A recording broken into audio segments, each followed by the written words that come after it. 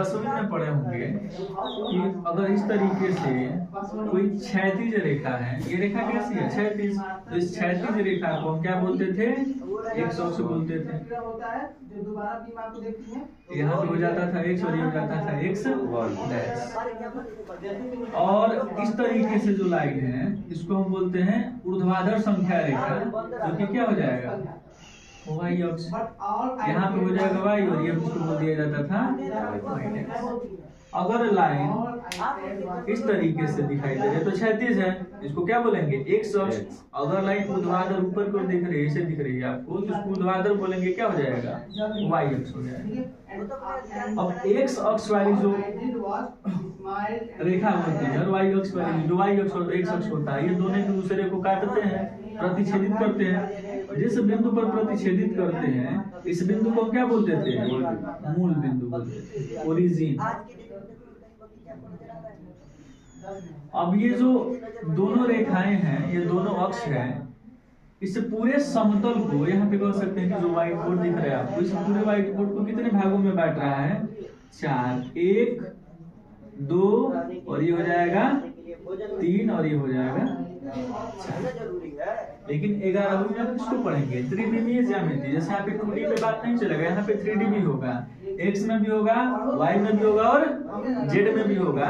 जैसे इसके सहायता से हम समझ सकते हैं। देखिए इसको बोलेंगे, क्या बोलेंगे? एक्स अक्ष। और ये ऊर्ध्वाधर जो दिखाई दे रहा है वाई अक्ष, और जो ये बाहर क्यों निकला हुआ हिस्सा है ये क्या हो जाएगा? जेड अक्ष। और कहीं ना कहीं ये तीनों एक्स वाई जेड अक्ष एक दूसरे को जिस बिंदु पे प्रतिच्छेदित कर रहे हैं, ये वाला जो बिंदु, इस बिंदु को क्या बोलेंगे? मूल बिंदु। इस बिंदु को क्या बोलेंगे? मूल बिंदु। अब मूल बिंदु से जो दाईं ओर दूरियां होगी, एक अक्ष की बात कर रहे हैं, मूल बिंदु में जो दाईं ओर दूरियां होती है वो पॉजिटिव, और यहाँ से जो बाईं ओर होती है उसको बोलते हैं निगेटिव। ऐसे y में जो ऊपर की ओर जाते हैं इसको बोलते हैं पॉजिटिव, और y में नीचे की ओर जाते हैं इसे बोलते हैं नेगेटिव। z में जो बाहर की ओर आए हैं पॉजिटिव, और z का जो आंतरिक अंदर की ओर जाते हैं उसे बोलते हैं नेगेटिव। ठीक है।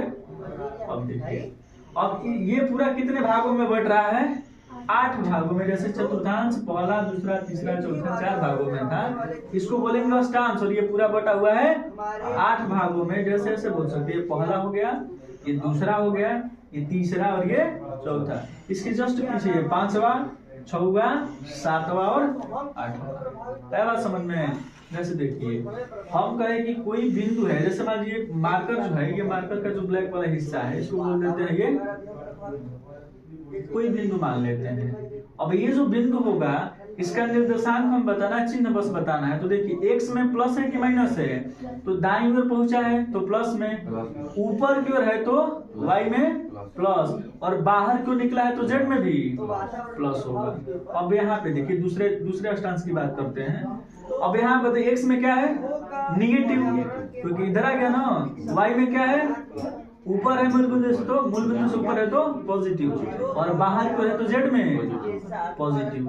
और फिर ये तीसरे में, अब बताइए यहाँ पे क्या होगा? एक्स में निगेटिव होगा, वेरी गुड। वाई में निगेटिव क्योंकि नीचे आया, और जेड में बाहर की ओर आया तो पॉजिटिव। अब यहाँ पे पहुंचिए 4 नंबर में, बताइए एक्स में क्या होगा? Positive, right side positive, very good. Y में निगेटिव, जेड में पॉजिटिव। इस तरीके से चलती है, पहला, दूसरा, तीसरा, चौथा। इसमें देख लीजिए। अब 5वें में आते हैं, बताइए यहाँ पे है तो, और इधर पे पीछे यहाँ पे बिंदु है, बताइए तो एक्स में क्या है? पॉजिटिव, वाई में पॉजिटिव, और जेड में भी जेड में भी पॉजिटिव, जेड में निगेटिव आ गया, पीछे की ओर है। चलिए अब यहाँ पे ये बताइए, एक्स में निगेटिव, वाई में पॉजिटिव, और जेड में निगेटिव। अब यहाँ पे इसमें एक्स में निगेटिव, वेरी गुड। वाई में भी निगेटिव, जेड में भी निगेटिव। और यहाँ पे इसमें बताइए लास्ट वाले में, लास्ट में बात करते हैं। एक्स में, यहाँ पे एक्स में क्या हो जाएगा? पॉजिटिव है, वाई में नीचे क्यों है ना, तो वाई में निगेटिव, और जेड में पीछे है तो निगेटिव। आया समझ में? तो इस तरीके से अगर इसको क्या हमेशा ये मॉडल आपके पास में रहेगा?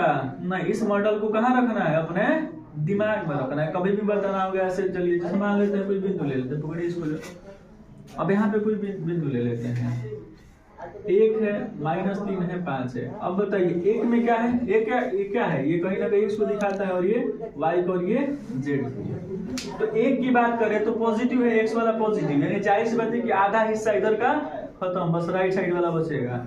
चलिए अब y में निगेटिव, y में निगेटिव मतलब नीचे, अब नीचे वाला हिस्सा बच गया, तो ये लास्ट वाला जो दोनों इधर बचा हुआ था।